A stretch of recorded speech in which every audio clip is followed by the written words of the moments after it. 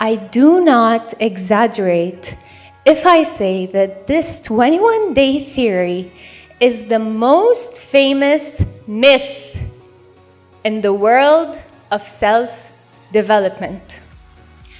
Let's dive a little into our theory to understand where the number 21 came from and the reasons for its spread in self-developmental books and courses. Dr. Maxwell Maltz was a plastic surgeon in the 1950s when he began noticing a strange pattern among his patients. For example, in a nose job, he saw that the patient took exactly 21 days to get used to start seeing his or her new nose.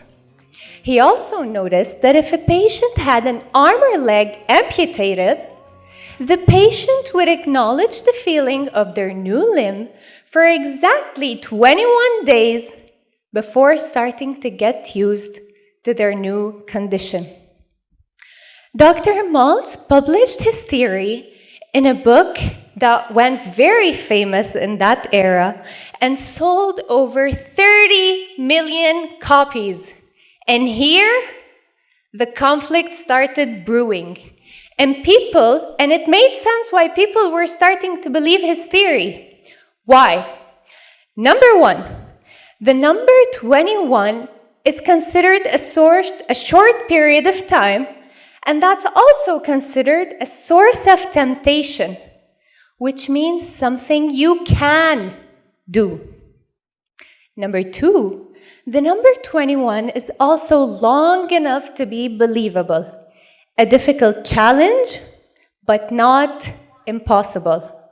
I mean, who wouldn't love to change their whole life within just 21 days? Wouldn't you love to start waking up early in the morning every day? Wouldn't you love to start cooking healthy recipes? Wouldn't you love to start drinking weird smoothies? And all within less than 1 month? We'd go for it in a heartbeat.